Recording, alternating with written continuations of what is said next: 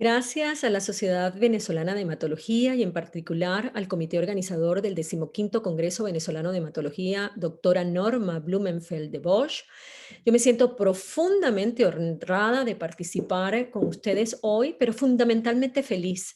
Feliz por la oportunidad de regresar a la felicidad de la ciencia en año y medio después de la pandemia. Feliz por el regreso a casa y feliz por el reencuentro con los afectos profesionales. En los próximos 25 minutos vamos un poco a pasearnos por los aspectos más importantes que relacionan a medio ambiente, microbioma, nutrición con el paciente oncológico y enfocados fundamentalmente en aspectos preventivos de la nutrición. No tengo nada que declarar.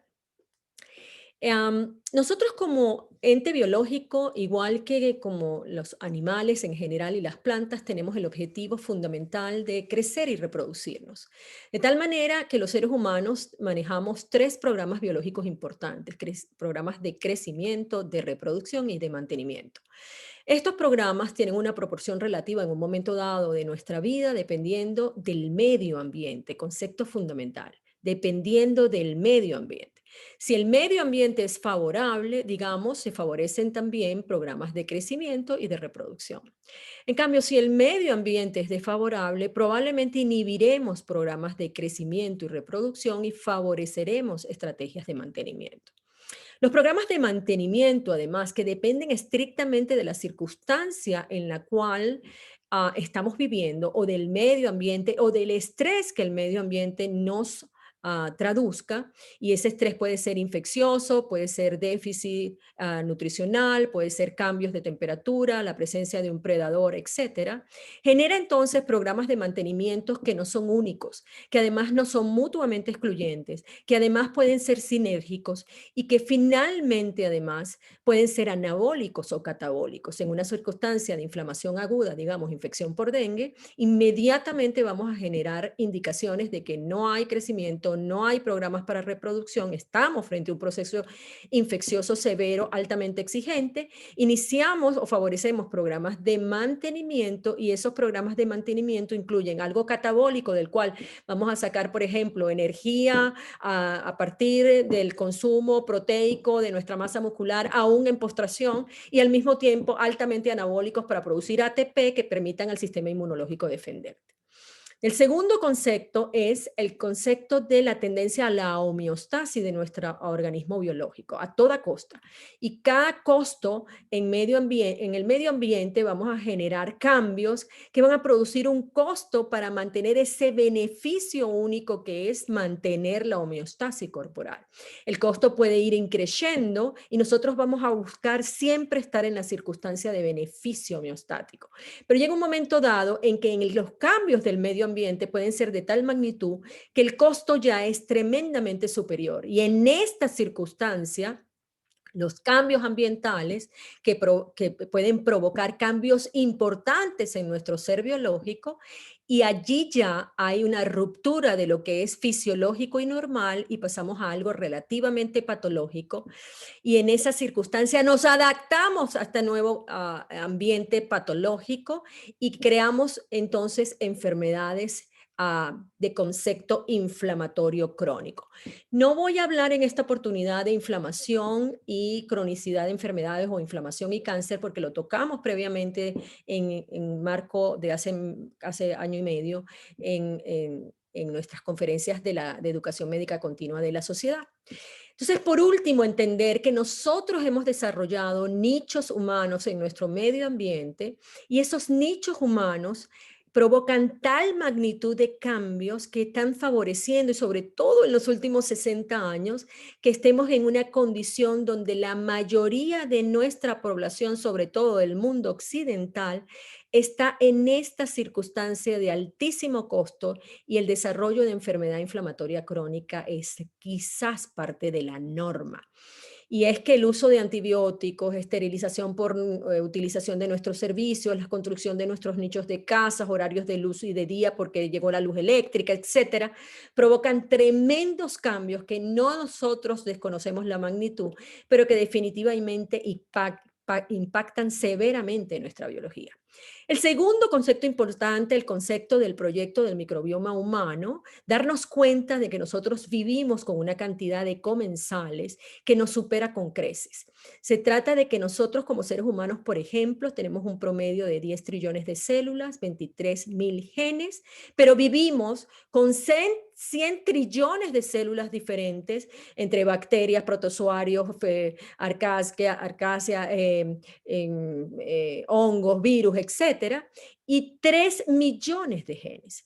Se trata de que en esta relación nosotros estamos tratando de descubrir un rompecabezas que nos diga cuál es la circunstancia que mantiene en la condición de salubridad y cómo es que viajamos a una circunstancia de transición en donde finalmente caemos enfermos o envejecemos irremediablemente. Al principio lo hemos hecho un poco con el conocimiento que teníamos tecnológicamente a manos, las plataformas de secuenciación de próxima generación y evaluando fundamentalmente DNA y RNA, pero más recientemente hemos incursionado en otra circunstancia muchísimo más poderosa. Se trata de la evaluación de las proteínas que estos millones de comensales generan con nosotros y de la metabolómica, es decir, de los metabolitos que están involucrados. De tal manera que ya no nos estamos viendo como el supraorganismo que vive con una cantidad de comensales, sino como una bioquímica altamente cambiante y que estos caminos metabólicos de alguna manera definen nuestra habilidad inmune y nuestro tejido inmunológico cambia de acuerdo a esa bioquímica. Y ese nuevo concepto biológico se llama inmunometabolismo. Nada en biología tiene sentido excepto en la luz de la evolución. Y es que probablemente esta microbiota de la que les estoy hablando ha jugado un papel crítico en el proceso evolutivo de nuestro sistema inmunológico. En principio, nosotros enfocamos nuestra atención en el genoma y tratamos de investigar con el proyecto Genoma, ya se describió cómo es que somos por dentro y probablemente vamos a encontrar lesiones genéticas que expliquen nuestra transición a enfermedad. Y la verdad es que nos quedamos muy cortos, prácticamente no había lesiones genéticas únicas, son múltiples, son variadas, son recurrentes, son sumatorias. Entonces, desviamos nuestra atención al epigenoma. Es que se trata de que hay un microambiente y una relación de ese microambiente con el genoma y esa interacción es la que está generando cambios. Estamos concentrando nuestra atención ahora en el microambiente y en ese epigenoma. Y ahora más recientemente inclusive estamos centrando nuestra atención en una estructura que se llama RNA, la cual considerábamos simplemente una forma de informativa de transporte que tenía el contenido, el objetivo era viajar el contenido del núcleo y del gen en el DNA nuclear hacia una estructura ribosómica que lo traslade, lo transforme en una proteína eficiente que cumple alguna función corporal. Pero resulta que este RNA es altamente poderoso como herramienta y no es un transportador simple.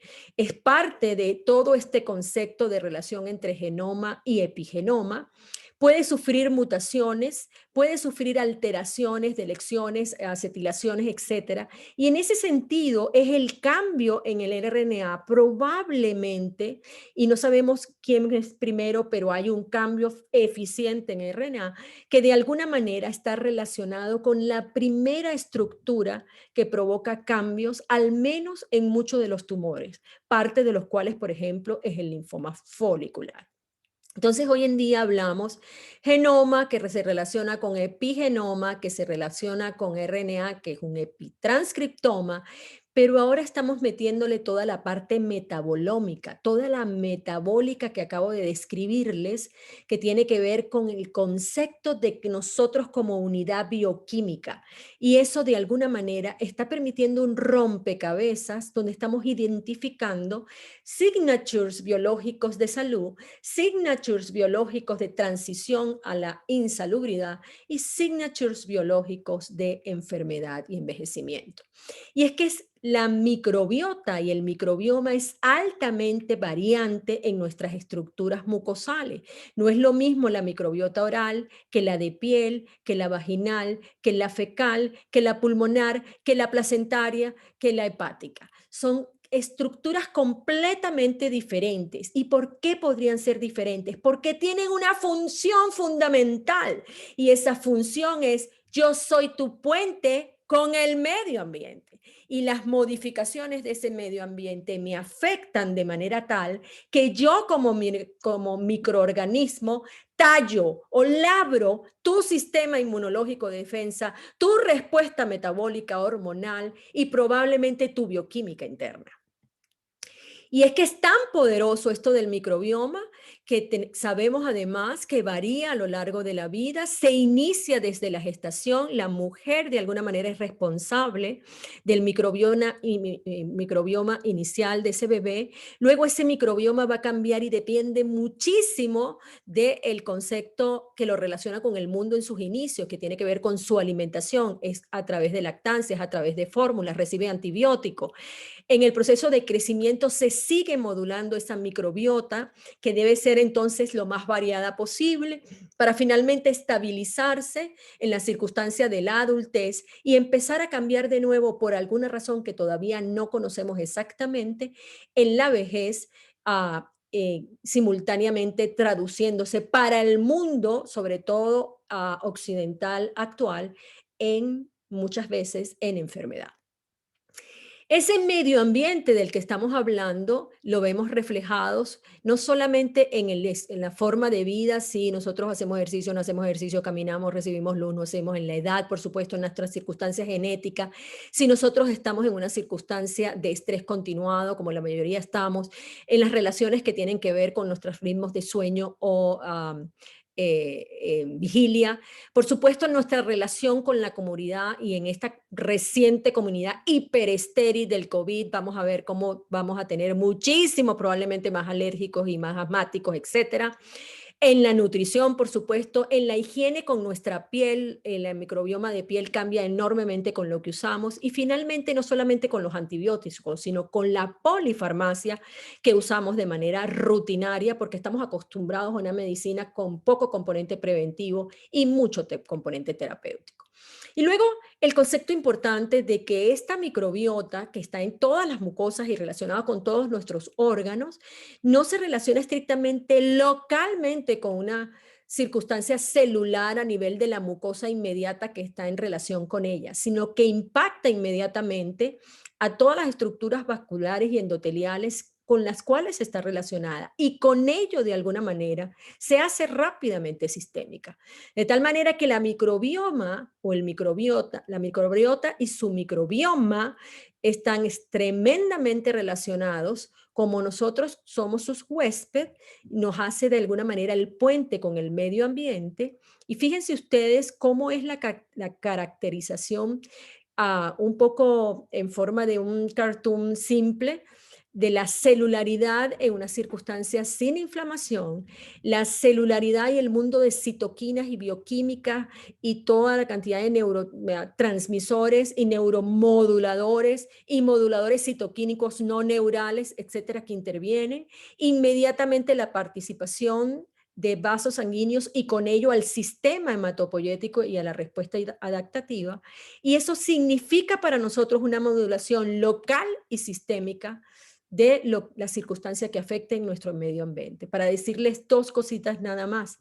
La presencia de una forma de bacterias, digamos, filamentosas, como predominio en nuestro microbioma por acción de cosas múltiples, una de las cuales es la dieta, significa un incremento de una célula T helper folicular en las placas de Peyer, que básicamente va a tener la capacidad de hacerse rápidamente sistémica, inducir esta respuesta a nivel de ganglios periféricos sistémicos, inclusive vaso, y con ello puede haber una tendencia bioquímica hacia enfermedades de autoinmunidad o una tendencia bioquímica tumoral. Y esta tendencia bioquímica tumoral es diferente por los productos de esa relación. Digamos, estimulación de residuos de lisina, cambio de la polaridad celular. Con los cambios de polaridad, diferentes comunicaciones intracelulares. Esas vías de activación van a conducir a enfermedad autoinmune por una parte, o eventualmente la vía de comunicación que se prende es tal que produce una vía tumoral, por ejemplo, linfoma folicular. Las T-helper son las estrategas del linfoma folicular en su inicio. Entonces, conceptos de estas últimas láminas comensales en nuestra microbiota modulan nuestro sistema inmunológico, no solamente local, sino sistémico. Su diversidad fenotípica y su plasticidad funcional se forman mediante la integración de señales provenientes del microbioma.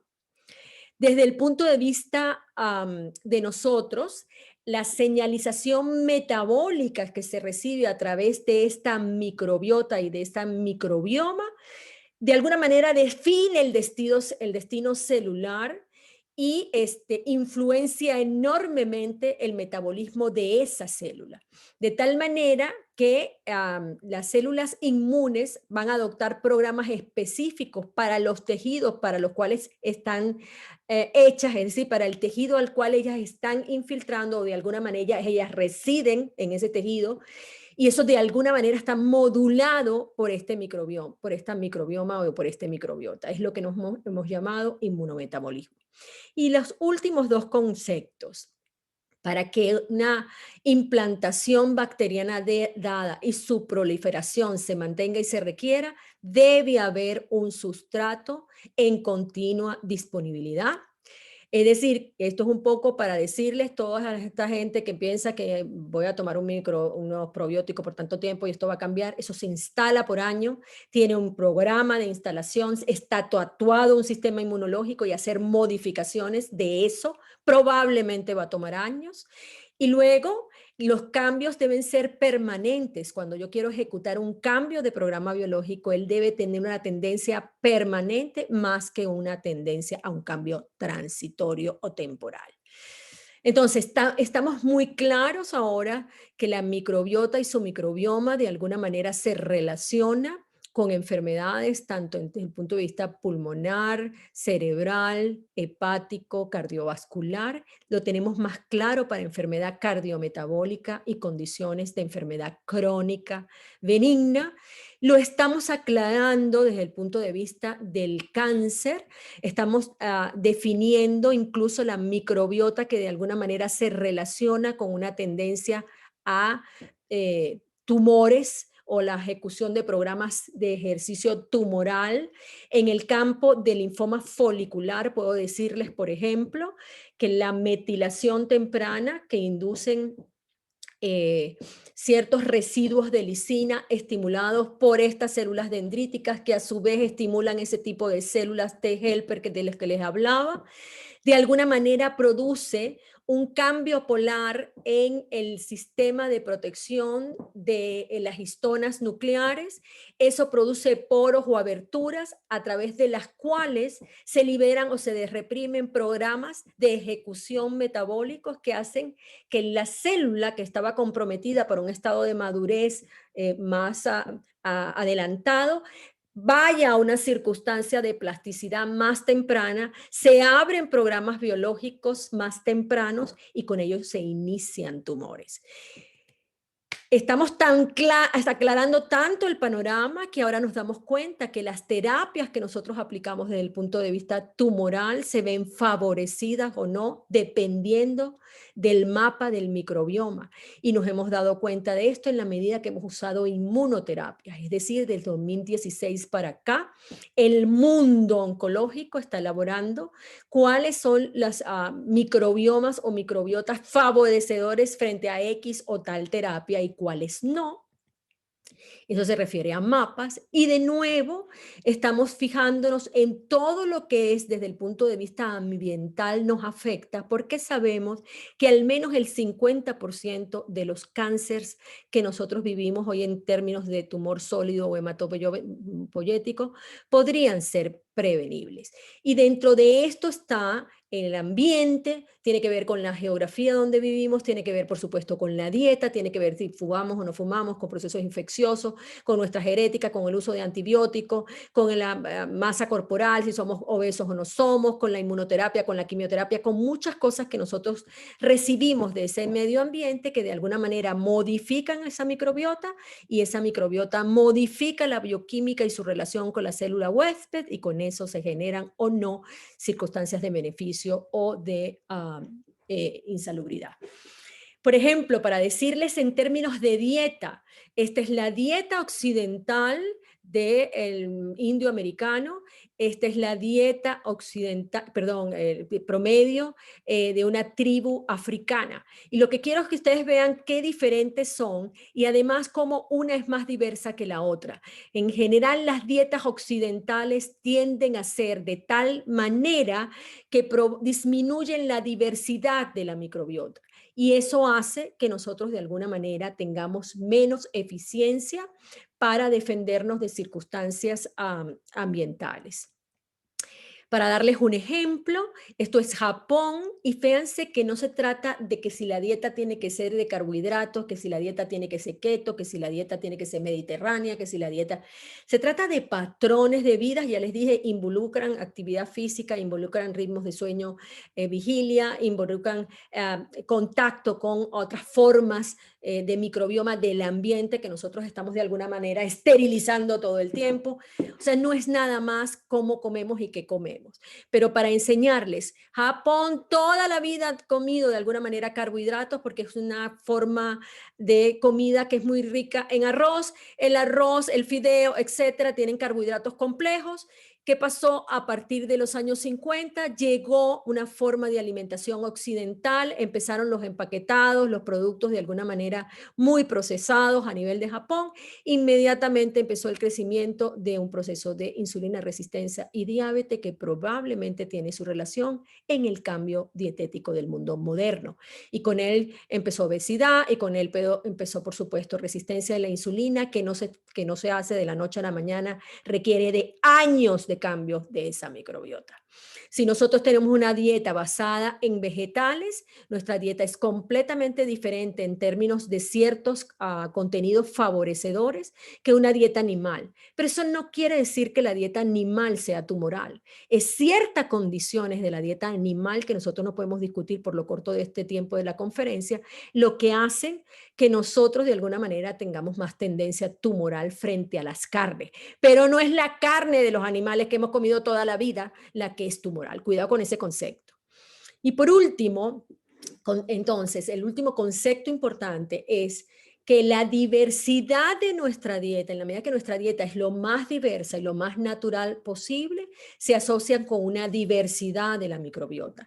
Que la microbiota es monomórfica o es la misma o es de un solo tipo o es muy de dominio de una y otra especie, eso se llama disbiosis y que la disbiosis produce cambios metabólicos que inducen enfermedad crónica, no solamente cardiometabólica, sino además de alguna manera tumoral. Entonces, más que un cambio de dieta estricto, nosotros tenemos que hablar de cambios de hábito. Se trata de cómo favorecer a nuestro sistema biológico cambiando rutinas que hacen más eficiente o mejor nuestro contacto con el mundo exterior y nuestra capacidad de consentir de alguna manera nuestro propio microbioma. Se trata de reducir el consumo de grasa animal, pero por la grasa animal que estamos consumiendo hoy en día. Es preferible el animal de libre pastoreo y no el animal que está alimentado todo el tiempo con soya para generar una forma de hormonas que favorecen cierta forma de reproducción rápida o de crecimiento muscular que nos obliga entonces a una mejor carne desde el punto de vista comercial, pero no desde el punto de vista nutricional. Se trata de incrementar el consumo de fibra en al menos 50 gramos 25% vegetal, trate de usar fermentados. Fermentados son, por ejemplo, yogur. Ingiera frutas como fuente de antioxidantes, fenoles, licopenos. Mientras más color tenga nuestra dieta y más variedad de vegetales, mejor. ¿Por qué? Porque cada componente de un vegetal, de una fruta, de un animal, de un pescado, tiene una microbiota particular y estamos hablando, quiero una microbiota lo más rica posible para evitar la disbiosis. Coma alimentos ricos en vitamina A, B, C y minerales como magnesio y selenio. Nuestros suelos están cada vez más débiles en términos de magnesio y selenio, que son elementos que se obtienen de la tierra misma en el proceso de crecimiento del vegetal. La siembra y la resiembra, la quemada y volver a sembrar, los pesticidas disminuyen a veces la riqueza de ese suelo y entonces nosotros a veces tenemos que suplementarlos. Reduzca al máximo los alimentos ahumados o curados o hechos al carbón por aquello de las aminas heterocíclicas, podemos hablar de eso después, los nitratos que tienen los jamones, las salchichas, el tocino.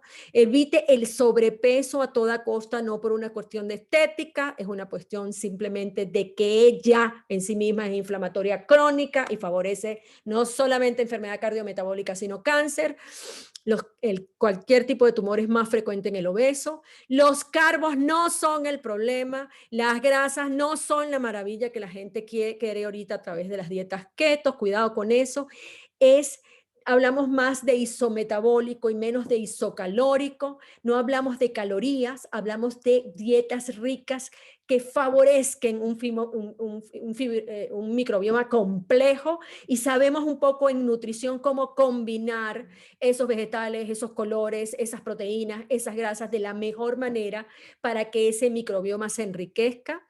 Definitivamente comer menos ayuda, los ayunos programados y no para todo el mundo, pero programados y progresivos son favorecedores, favorecen fenómenos como la autofagia. Acuérdense que durante el descanso el cuerpo repara, durante el sueño el cuerpo repara, pero durante el descanso el cuerpo puede ejecutar programas de reparación que no ejecutas durante la comida.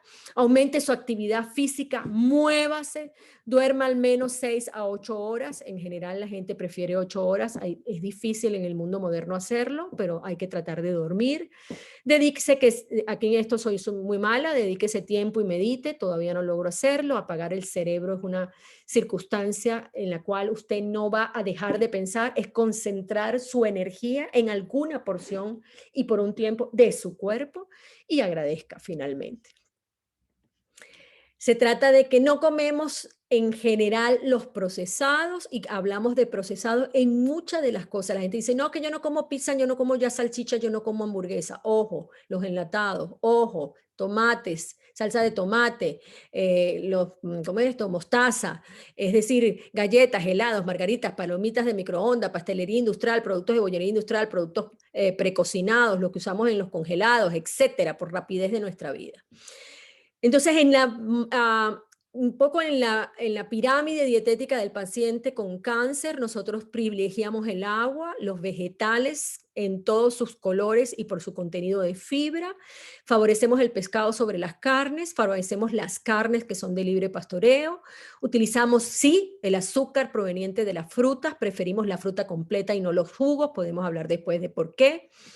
Utilizamos las semillas por un alto contenido de frutas y de grasa sana que requiere el cerebro para su conexión y usamos especies como antiinflamatorios. No es lo mismo y no puedo hablarles de la terapia de un paciente en radioterapia, un paciente con quimio, un paciente como comorbilidades, evaluamos su función renal hepática, por supuesto, eso está claro. Pero favorecemos el alto contenido calórico cuando es requerido en el paciente con tumores y con quimioterapia, de manera general lo más isometabólico posible. Usamos entre 3 y 6 comidas dependiendo de cada paciente, le damos un alto contenido proteico y de grasa sana, bajamos los carbos de absorción rápida y no los carbos, ojo, el azúcar no es la enfermedad, es el abuso del azúcar. Suele ser diferente la quimio que colocamos la semana, la nutrición que indicamos en la semana de quimio a las semanas subsiguientes, las cambiamos. En línea general, en el periodo prequimioterapia utilizamos alto contenido de agua, alto contenido de sales, las sales mueven al intestino, alto contenido de fibra en forma vegetal fundamentalmente, poco contenido de azúcar durante el momento inicial de la quimio y por supuesto nada de alcohol. En la postquimio usamos más agua, usamos ya frutas y mayor contenido de azúcares y vegetales por su gran poder antioxidante para equilibrar. Utilizamos incluso grasas sanas como el chocolate negro y sus fenoles. Utilizamos batidos proteicos. El nivel de proteína que usamos en promedio es 1.5 miligramos por kilo, mucho mayor que el estándar, que es 0.8. En general, entonces, y como conceptos claves finales, cada microbiota tiene signatures o firmas diferentes, el sistema que usted ha actuado a lo largo de su vida y no se quitan de la noche a la mañana. Toma años construir un patrón de microbiotas y es el resultado de muchos aspectos sinérgicos. No se revierte en días ni tomando probióticos. La microbiota de la mucosa no es igual a la microbiota de las heces. Déjense estar midiendo la microbiota de las heces, que la voy a mandar para Estados Unidos para que me la revisen y me digan cómo está mi microbiota. No existen bacterias buenas o bacterias malas. Existe disbiosis y tenemos que hacer un programa un poco equilibrado para cambiar los términos. El rebound es el recuerdo biológico de un microbioma. Un gordo que se somete a una dieta severa, rebaja y vuelve a engordar, no, ese efecto rebote es porque hay una signature que ese mundo microbiológico y metabológico recuerda. Entonces los cambios tienen que ser sucesivos, progresivos y cambios en la mente para modificar patrones, no para raticos. La correlación no significa causalidad. Muchos falsos positivos tenemos ahorita en términos de que esto provoca tal cosa, esto provoca lo otro, estos probióticos sirven o estos no sirven, etc. El aspecto dietético es solo uno de los aspectos del medio ambiente. No se ven resultados rápidos, se tatúan a lo largo de años. Sí se ven resultados si los mismos son sostenidos y progresivos y son mantenidos. Permite alguna flexibilidad, pero no es que estemos regresando todo el tiempo a una circunstancia de el mundo es para vivirlo, yo quiero hacer mi vida. Y el mundo de los probióticos de hoy, al menos, es un mundo comercial. ¿A dónde vamos? A posiblemente a una forma de terapia en forma de fagos, que está todavía en veremos. El mundo que estamos diseñando es un mundo por ahora de modificaciones dietéticas y ha funcionado. De alguna manera, los microorganismos genéticamente modificados, todo esto está demasiado temprano, pero vamos para allá. Y un diseño mucho más racional de los probióticos para ejecutar algo que de alguna manera no quede, pase y se quede, sino pase y se implante, induzca las modificaciones del que tiene que inducir en el microbioma local y forme parte del nuevo microbioma. Eso no está ocurriendo con los probióticos actuales. Así que mucho por aprender y esto ha sido fascinante para mí como oncólogo. Muchísimas gracias por su atención. Esta celebración de la superjefa es una celebración que me llena el corazón. Yo tuve quizás lo mejor de los dos mundos, unidad de linfoma con Banco Municipal de Sangre, a la sembradora de ciencia y ética a lo largo de su camino ejemplar. Hoy felizmente me uno a la ciencia que le rinde homenaje en su tiempo, que sigue siendo sin duda un tiempo de oro, doctora Bosch. Muchísimas gracias.